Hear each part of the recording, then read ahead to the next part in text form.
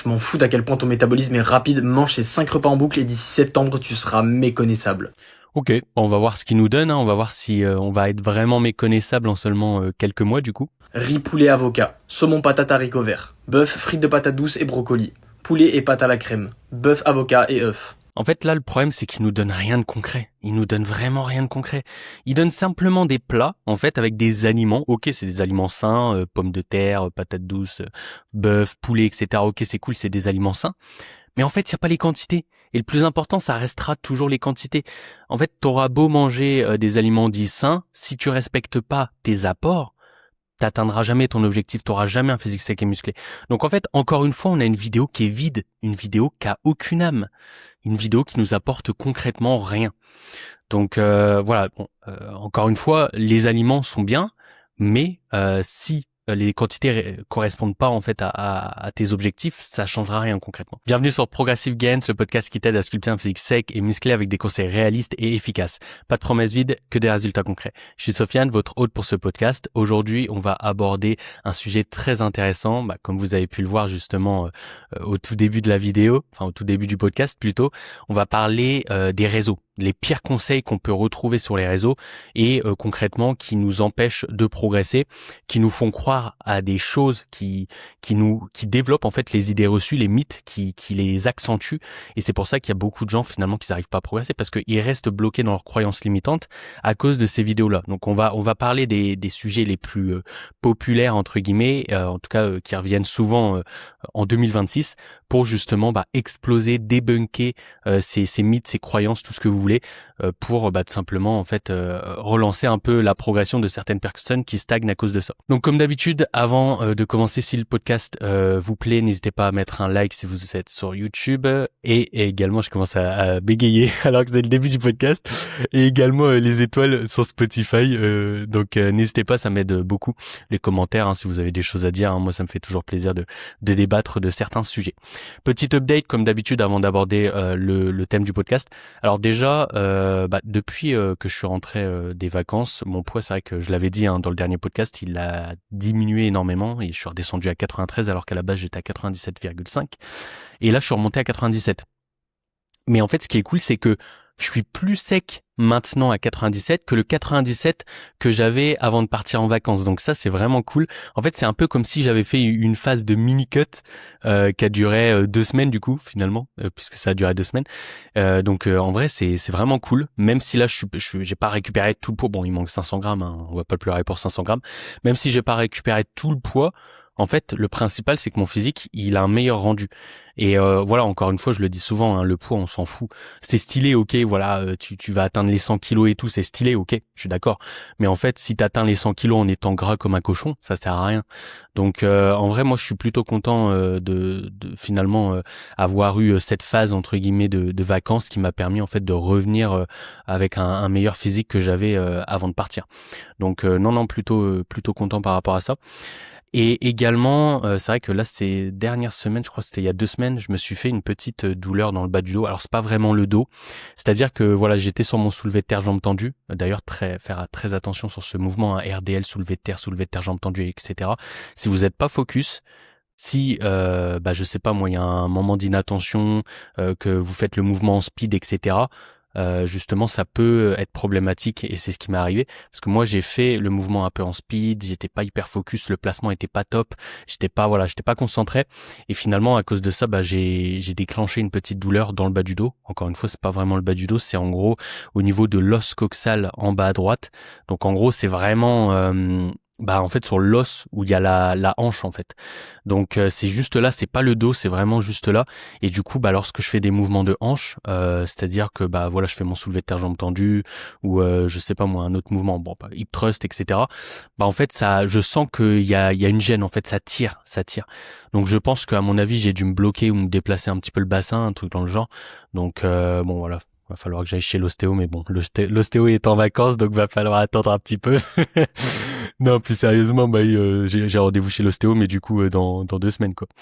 Mais ça va, c'est pas non plus insurmontable, hein, c'est juste gênant finalement. Donc j'ai réadapté en fait mes entraînements parce que les exercices finalement qui me posent le plus problème avec cette douleur, c'est surtout le soulevé de terre jambes tendues. Après les autres mouvements, ça va, c'est vraiment soulevé de terre jambes tendues. Je le sens un peu sur le squat parce que moi je descends très bas sur le squat, donc je le sens un peu. Mais sinon en vrai le reste j'ai pas de souci. Donc voilà, faut réadapter, juste réadaptation de l'amplitude pour éviter que ça tire trop. Et puis c'est bon. Donc on a fait le tour, pas de d'autres news en tout cas de mon côté. On va commencer du coup à voir le premier conseil nul qu'on peut retrouver sur les réseaux. Mais avant ça, on va voir pourquoi est-ce que du coup les conseils sont mauvais sur les réseaux. Parce que finalement c'est bien beau de dire ok les conseils sont mauvais sur les réseaux, etc. Encore une fois j'en fais pas une généralité, mais ce que je dis c'est qu'il y a beaucoup de conseils sur les réseaux qui sont pas ouf, ou alors qui sont pas suffisamment développés. Donc comme le conseil qu'on a pu voir finalement au tout début du podcast, la personne conseillait de manger en gros certains repas pour en fait avoir un physique méconnaissable. Bon, encore une fois, on sait pas trop ce qu'il voulait dire par méconnaissable, parce que méconnaissable, ça peut être positif comme négatif finalement. Mais bon, bref, partons du principe que c'était positif, donc un physique sec et musclé. Mais en fait, ok, c'est bien beau, ils nous présentent des plats qui ont l'air d'être bons, qui ont l'air d'être aussi bons en termes de qualité. On a des bons aliments, c'est-à-dire de la viande, etc. Mais finalement, si les quantités sont pas respectées, ça changera rien, quoi. Tu peux avoir un physique gras en mangeant des aliments sains si les quantités sont trop élevées, et tu peux avoir un physique plus sec en mangeant de mauvais aliments avec des quantités restreintes. C'est-à-dire que il y a pas longtemps, il y avait une étude qui avait été faite, je sais plus c'est qui exactement, mais il avait fait l'expérience de manger que des McDo et de rester en déficit calorique, et finalement il avait perdu du gras. Donc certes, c'est pas le meilleur déficit, mais le plus important, ça restera toujours la balance énergétique. Donc voilà, c'est pour ça que là, on a eu un conseil là au début du podcast qui était pas suffisamment développé et qui n'apportait rien concrètement en fait. Donc alors pourquoi justement sur les réseaux on retrouve des conseils comme ça? Déjà, ce qu'il faut savoir, c'est que les réseaux récompensent les contenus qui vont surprendre. Donc là, comme c'est bien parce que du coup, vu que j'ai présenté cette vidéo en début de podcast, on peut prendre cette vidéo comme exemple pour développer les arguments que je vais apporter là. Bref, un contenu qui surprend. Donc là, voilà, le gars, il avait dit ouais, si tu veux un physique méconnaissable et tout, d'ici quelques mois, voilà, mange ça. Donc là, c'est sûr que les gens qui tombent sur cette vidéo, ils se disent oh ok, c'est intéressant. Qu'est-ce que je dois manger en fait? Là, c'est sûr. Donc c'est une vidéo qui fonctionne bien. Et elle va être mise en avant par Instagram, parce que Instagram finalement ce qui les intéresse, c'est tout simplement d'avoir plus de visibilité et que les gens restent sur leur plateforme, quoi. Donc voilà, peu importe si le conseil est bon ou mauvais, tant que en fait ça surprend les gens, tant que les gens restent sur la vidéo, la vidéo va être mise en avant. Ensuite, les promesses rapides aussi génèrent plus de clics que les explications nuancées. C'est-à-dire que là, on est sur une vidéo Instagram qui dure peut-être 30 secondes, 45 secondes. La personne, encore une fois, elle dit, voilà, mange, si tu manges ces repas-là, tu auras un physique méconnaissable. Donc voilà, ça, c'est une promesse rapide. Tu as juste à manger ça, et d'ici quelques mois, tu as un physique de fou. Donc ça, c'est une promesse rapide. Alors que là, par exemple, un podcast, ça, c'est pas un contenu qui va être viral.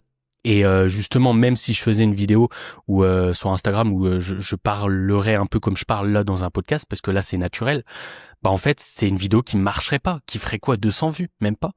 Donc c'est normal en fait que finalement les vidéos qu'ils apportent les meilleurs conseils, c'est les vidéos qui sont mises le moins en avant en fait finalement. Donc c'est un peu dommage, mais c'est pour ça que c'est pas forcément intéressant de vraiment se concentrer sur ce qu'on peut retrouver sur Instagram, etc. Et si on veut vraiment acquérir des connaissances ou du moins améliorer ce qu'on fait pour progresser, il faut vraiment se pencher sur des plateformes qui mettent en avant des contenus plus longs, comme par exemple Spotify avec les podcasts, ou alors YouTube avec les vidéos plus longues, etc. Également les conseils qui sont sortis de leur contexte, ça peut devenir des vérités absolues. Alors là, j'ai pas vraiment d'exemple, parce que du coup, on peut pas prendre le première vidéo que j'ai mise là, au début du podcast, parce que c'est pas vraiment sorti du contexte. Mais j'ai pas vraiment d'exemple. Mais je pense que vous voyez ce que je veux dire par justement les vidéos qui sont sorties de leur contexte. Dans tous les cas, en fait, une vidéo qui va percer, c'est une vidéo qui surprend, encore une fois. Donc quand ça sort du contexte, ça surprend. Donc voilà, c'est pour ça que déjà on a vu pourquoi en fait les conseils sont pas si bons que ça sur les réseaux. Encore une fois, j'en fais pas une généralité, mais les conseils qui sont mis le plus en avant, c'est pas les meilleurs conseils, quoi.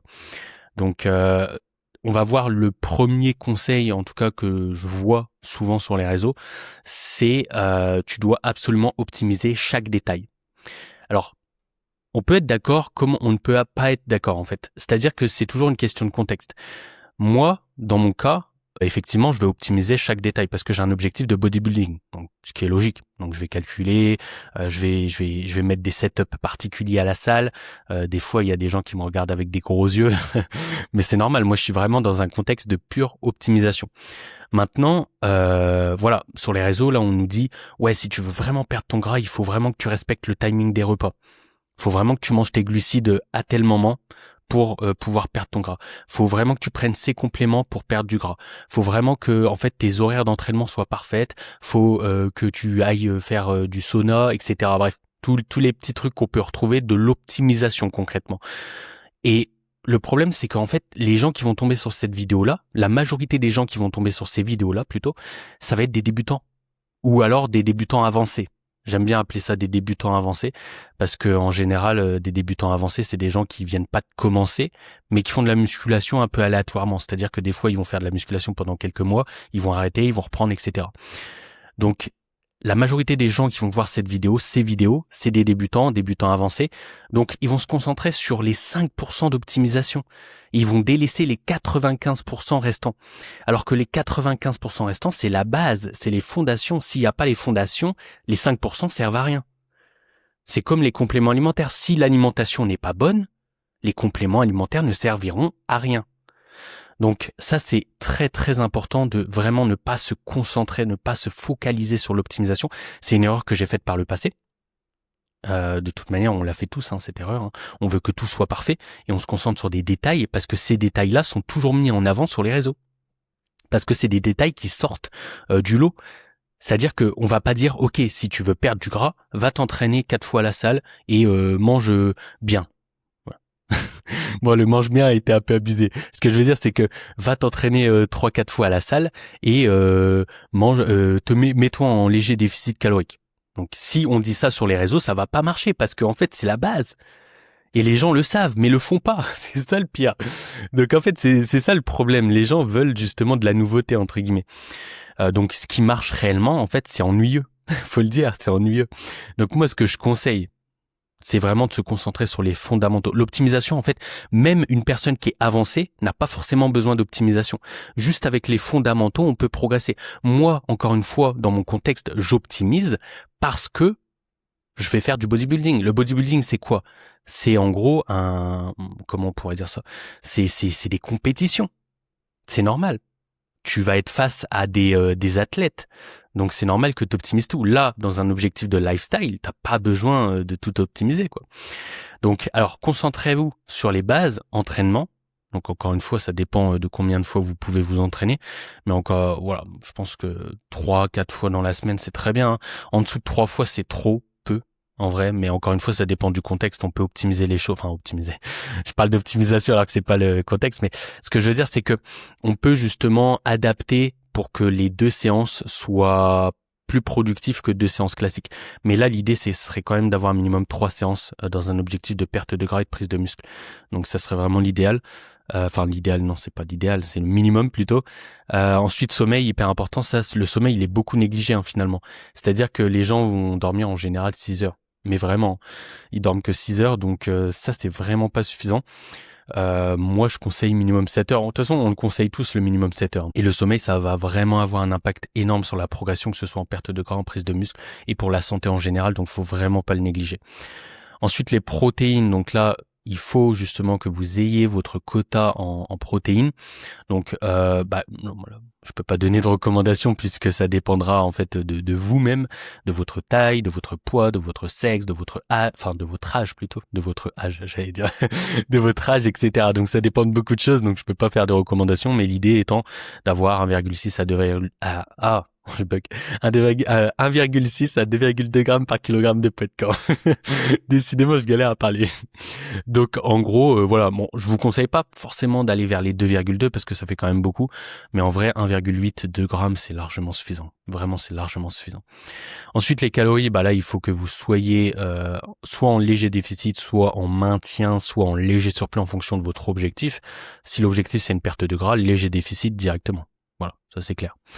Et puis, encore une fois, être régulier, ça c'est le facteur numéro 1. Si vous avez un programme, je le dis toujours, hein, mais si vous avez un programme qui est nul, mais que vous êtes régulier, vous progresserez plus vite qu'un mec qui a un programme parfait, mais qui est pas régulier. Donc, la régularité, ça va être hyper important. Ok ? Donc voilà pour ça. Ensuite, conseil suivant, donc là, ce premier conseil, c'était un conseil qu'on voyait souvent.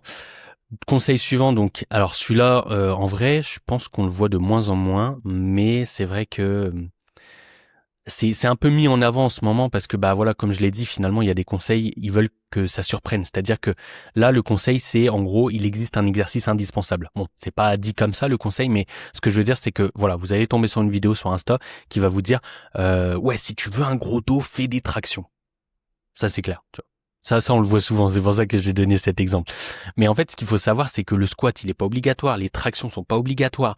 Le développé couché, il est pas obligatoire. Ok, ça peut être de bons exercices. Mais en fait, c'est encore et toujours une question de contexte. C'est-à-dire que tout le monde ne pourra pas faire du développé couché parce que leur morphologie ne sera pas adaptée. Donc, moi, par exemple, sur le développé couché, je me sens vraiment pas à l'aise. Sur les tractions, ça va. Sur le squat, en vrai, squat à la barre libre, j'aime pas, je me sens pas à l'aise. Mais voilà, en fait, c'est toujours une question de contexte. Et tout le monde ne peut pas faire certains exercices. Et c'est pour ça que les exercices ne sont pas indispensables parce que il y aura toujours des alternatives. Et c'est ça qu'il faut garder en tête. Donc, en fait, les meilleurs exercices, ça va être ceux qui sont adaptés à votre morphologie. Déjà, ça, c'est le point le plus important. Ensuite, ceux où on va pouvoir progresser dessus, parce que l'objectif, c'est justement d'implémenter une surcharge progressive sur le long terme. L'idée, c'est quand même de progresser pour pouvoir construire de la masse musculaire. Et bien évidemment, ceux qu'on peut faire sans douleur. Parce que si on fait un exercice et ça nous fait mal, alors j'essaye de trouver un exemple, justement, un exercice qui fait mal à la majorité des gens. J'en ai pas qui me viennent. Bah, en vrai, il y a beaucoup de gens qui font quand même du développé couché et qui ont mal aux épaules, mais après ça, c'est majoritairement un problème de technique d'exécution. Mais bon, bref, l'idée c'est de pas avoir de douleur sur le mouvement, quoi. Donc voilà, ça c'était le deuxième conseil. Bon, assez rapide, hein, parce qu'en vrai, on va pas déblatérer dessus non plus. Hein, on a dit les bases. Hein, là, il y a pas 3000 choses à dire là-dessus. Mais c'est vrai que voilà, comme je l'ai dit, finalement, les gens veulent des choses qui les surprennent, des choses qui peuvent être mises en place rapidement, des promesses rapides concrètement. Donc justement, le fait de dire ouais, si tu veux ce dos-là, fais des tractions.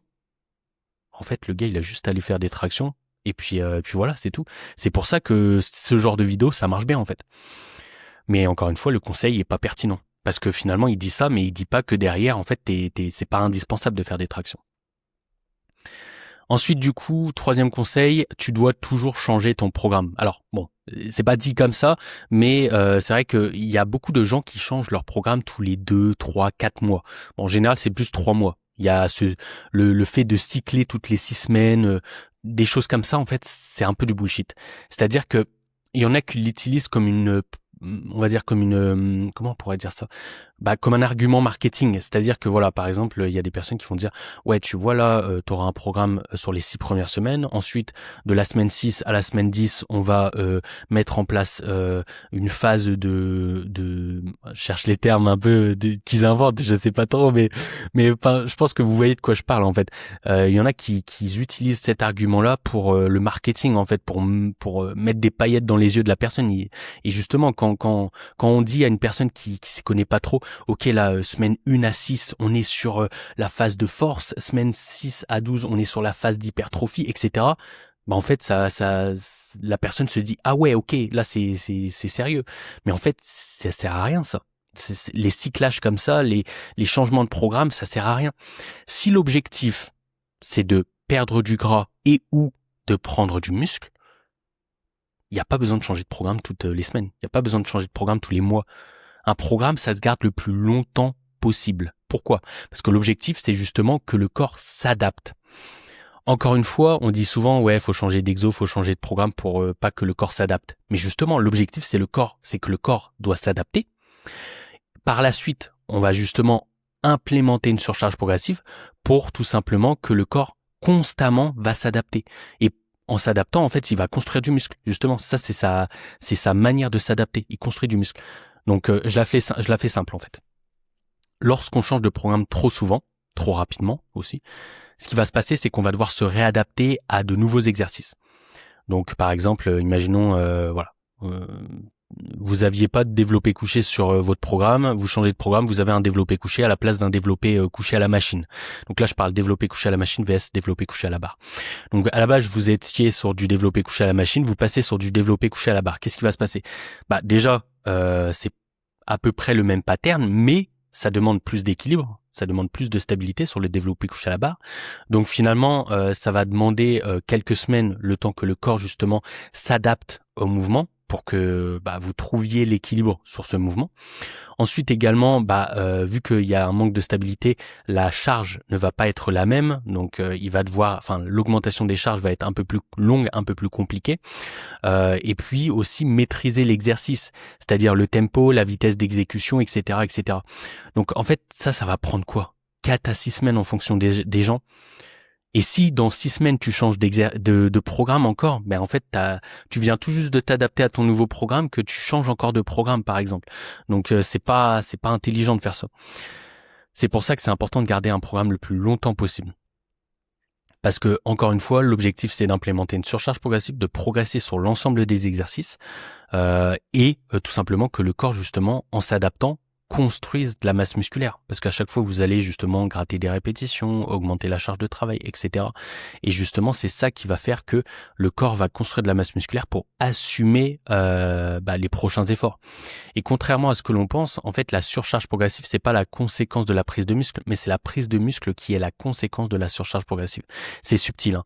Mais ce que je veux dire c'est que justement en fait si vous arrivez à soulever 2,5 kg en plus sur votre développé couché, c'est parce que votre corps a construit de la masse musculaire qui permettra justement de soulever 2,5 kg en plus. Et c'est vrai qu'on a tendance à penser l'inverse. Et c'est pour ça que c'est important déjà dans un premier temps d'avoir son quota de protéines et de s'entraîner intensément, donc proche de l'échec. Justement, on en parlera juste après du proche de l'échec.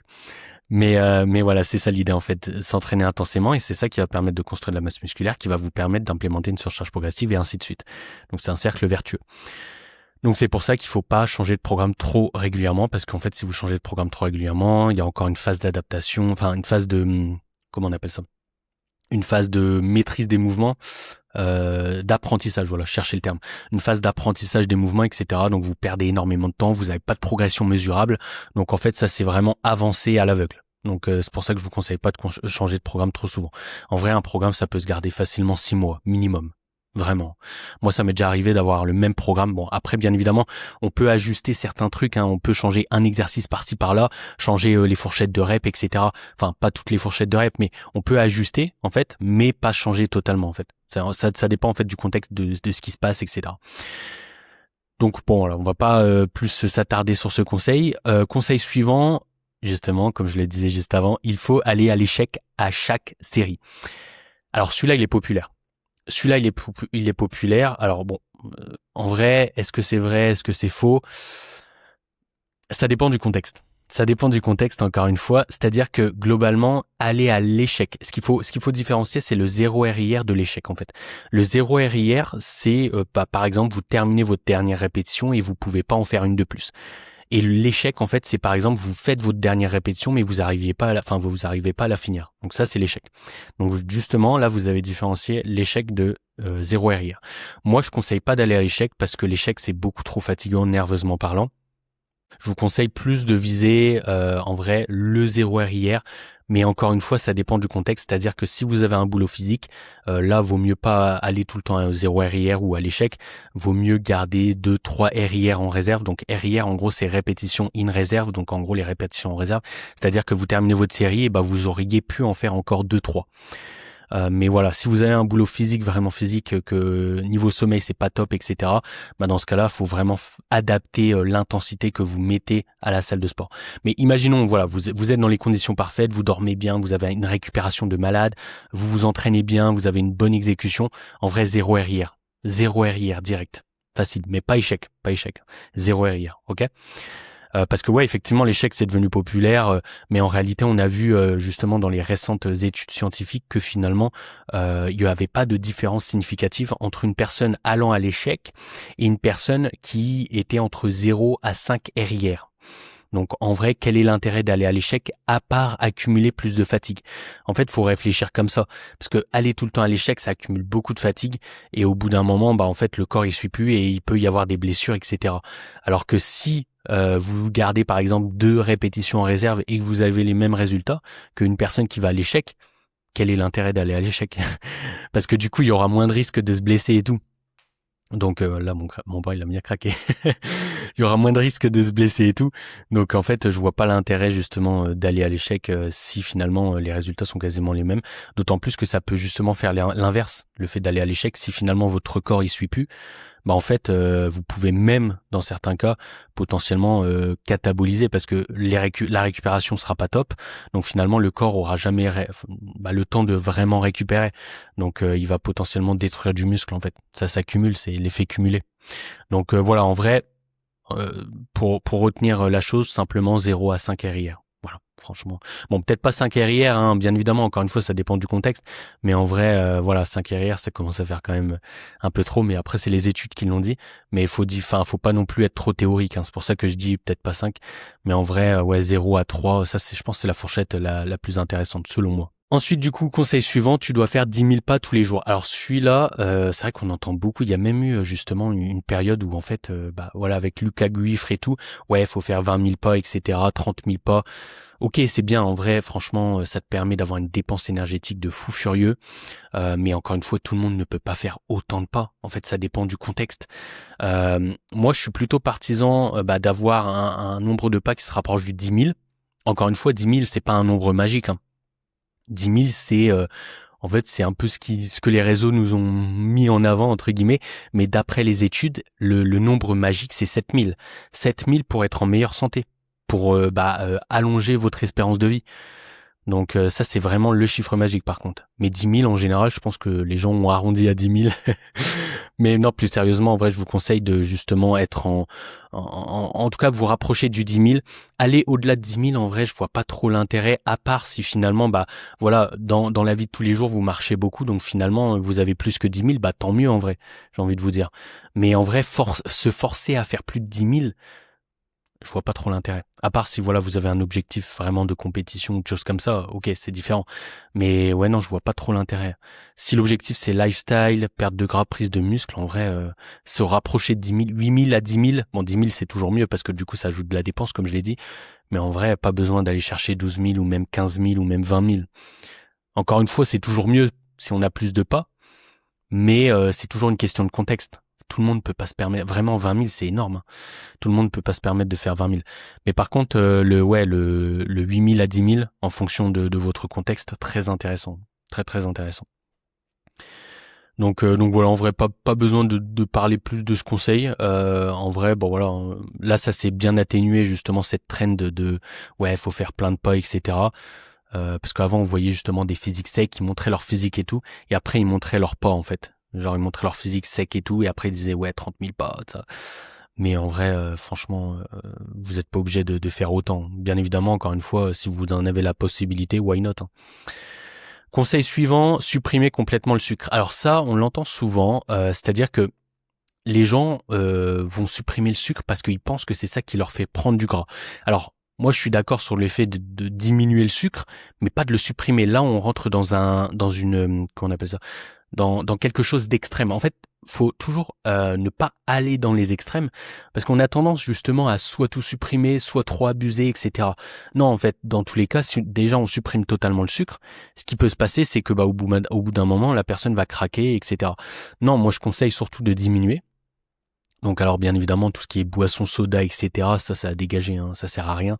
C'est des calories vides qui n'apportent rien de concret. Mais lorsqu'on parle de sucre, c'est-à-dire que bah voilà, si par exemple dans votre fromage blanc vous mettez 10 grammes de sucre ou un peu de miel ou parce qu'il y en a même qui disent justement ouais faut pas manger des bananes parce qu'il y a du fructose. Ouais, les gars, arrêtez un petit peu. c'est abusé quoi. Faut vraiment arrêter de se dire ouais faut pas manger de sucre, c'est pas bon et tout. En fait, c'est toujours une question de dosage. Le sucre, on peut en consommer tant que bah l'aliment est cohérent, c'est-à-dire que là si c'est un soda, ouais non, ça a aucune logique, mais si c'est une banane, en fait, bah il y a pas de souci. Si c'est je sais pas moi un muesli et qu'il y a un petit peu de sucre, bah tant pis. C'est pas grave. Bon après il y a des muesli, c'est de la merde, hein. Il y a beaucoup de sucre et tout, mais là je parle d'un muesli avec un petit peu de sucre. Les fruits secs, etc. Il y a du sucre et alors c'est pas du. En fait, ce qu'il faut voir, c'est aussi le sucre ajouté. Si c'est du sucre naturel, si c'est du sucre ajouté, etc. Mais dans tous les cas, en fait, c'est toujours une question de dosage. Donc, ça sert à rien d'être trop dans les extrêmes et de supprimer complètement le sucre, etc.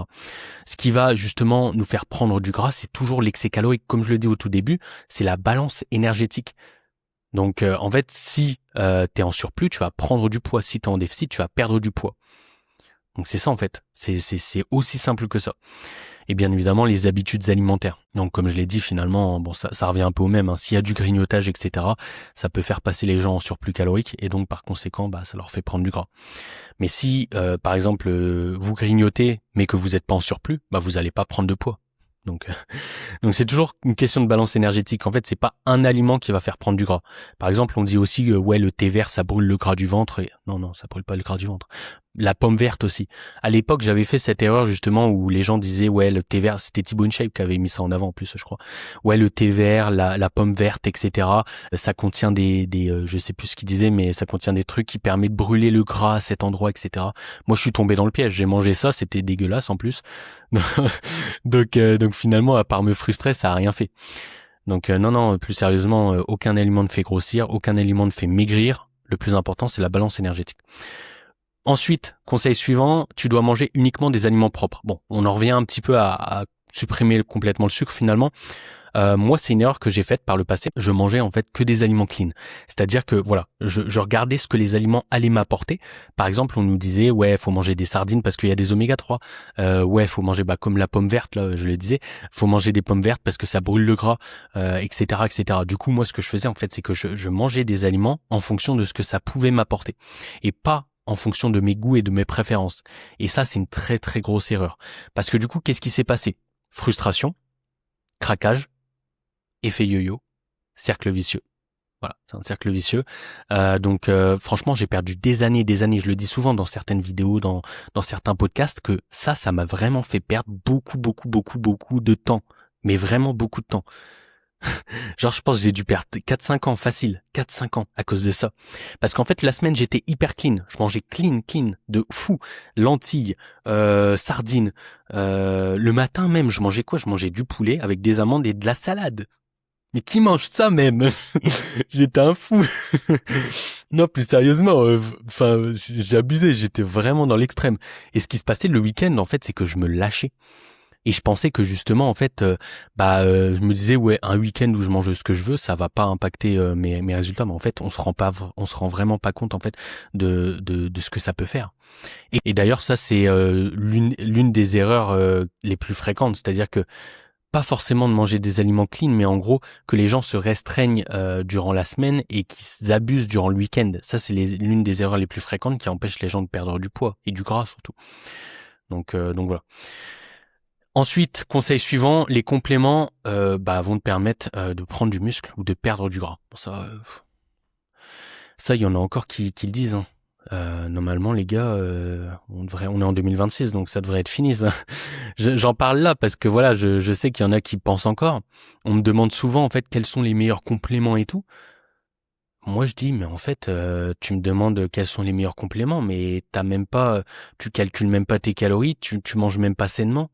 À quoi ça servirait? Pourquoi tu dépenses ton argent dans des compléments?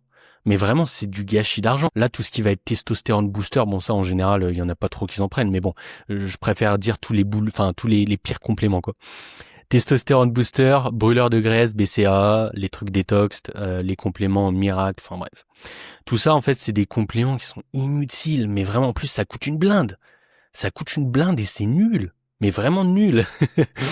Mais genre, en fait, en fait, les gens, ils se disent, waouh, ça va permettre de brûler du gras plus facilement. Mais en fait, non. Et du coup, ils tombent dans le piège un petit peu. Mais franchement, bon, honnêtement, déjà, première chose, avant de prendre des compléments, il faut vraiment que les bases, les fondations soient mises en place, comme j'en ai parlé là au tout début, ok? Donc déjà, avant de prendre des compléments, mets en place les fondations. S'il n'y a pas les fondations, prenez pas de compléments. Là, hyper important. Vraiment, prenez vraiment pas de compléments si finalement les entraînements c'est un peu aléatoire, si finalement l'alimentation c'est un peu aléatoire, prenez pas de compléments. Vraiment, c'est juste du gâchis d'argent. Dès que les fondations sont mises en place, là, on peut prendre des compléments en fonction du contexte. Alors, moi, honnêtement, je conseille la whey protein pour ceux qui ont du mal à atteindre leur quota de protéines ou dans un aspect pratique, c'est-à-dire que là, imaginons, voilà, vous n'avez pas le temps de prendre une petite collation et vous avez du mal à atteindre votre quota de protéines. Ce qui peut être intéressant, c'est justement d'avoir un shaker de whey à 16 heures. Voilà, ça peut être intéressant. Au moins, ça vous apporte 20 à 30 grammes de protéines en plus.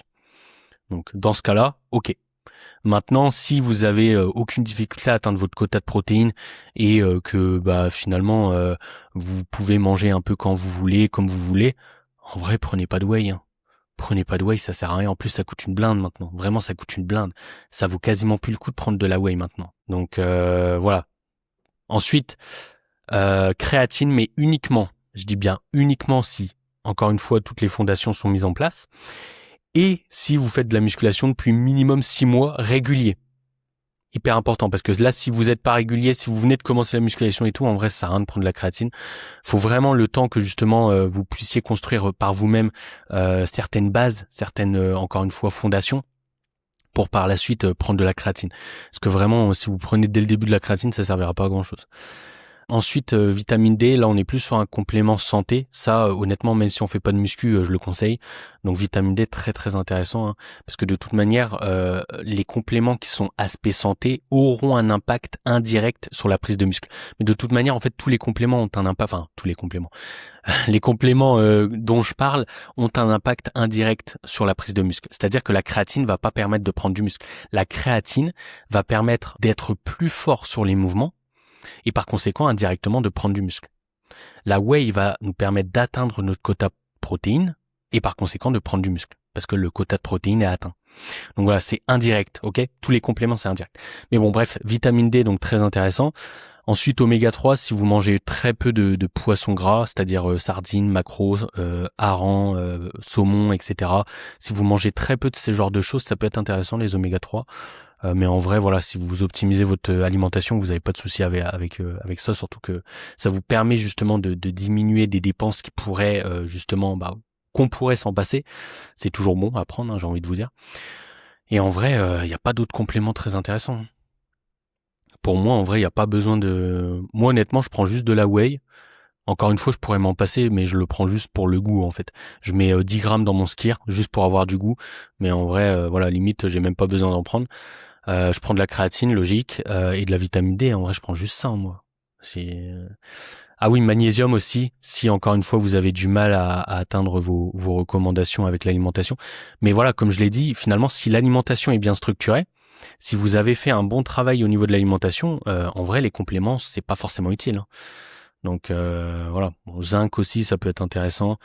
Les vitamines et tout, en vrai, encore une fois, comme je le dis, à part la vitamine D, parce que la vitamine D, on peut pas l'apporter via l'alimentation, mais en gros, toutes les autres vitamines et minéraux, si votre alimentation est bien structurée, il n'y a pas forcément besoin de prendre des compléments.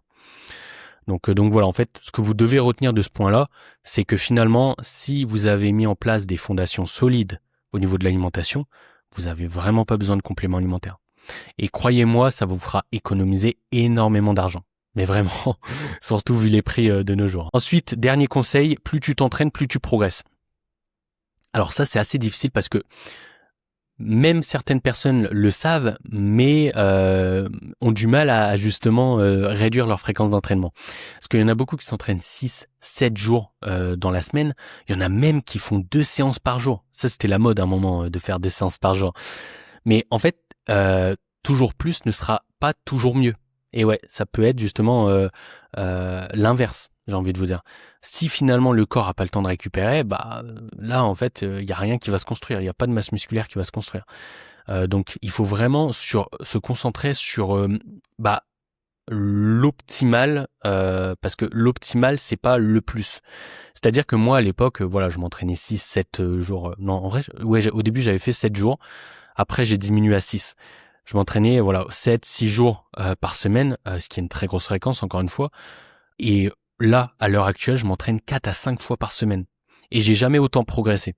Donc c'est pour vous dire vraiment, le fait de s'entraîner 6 à 7 jours par semaine, c'est une perte de temps. Mais littéralement, et en plus, ça saoule un moment. Ok, au début, c'est drôle, on va à la salle et tout, on aime bien parce que c'est nouveau. Mais à partir d'un moment, c'est chiant. C'est chiant d'aller à la salle tout le temps. Mais vraiment, même moi qui suis dans un objectif, encore une fois, de body, j'ai pas envie d'aller à la salle tous les jours. Et même, encore une fois, ça me servira à rien. Donc non, vraiment, pour moi, la fréquence optimale, c'est 4 à 5 fois. Optimale, encore une fois. Mais encore une fois, l'optimalité, ça dépend toujours du contexte. C'est-à-dire que une personne qui peut s'entraîner que 3 fois dans la semaine, le 4 fois, ça va pas être l'optimal pour lui. Mais le 3 fois, ça va être l'optimal pour lui, bien évidemment, en adaptant les séances pour compenser le fait que la fréquence est un peu plus basse. Voilà. Mais c'est toujours une question de contexte, de toute façon.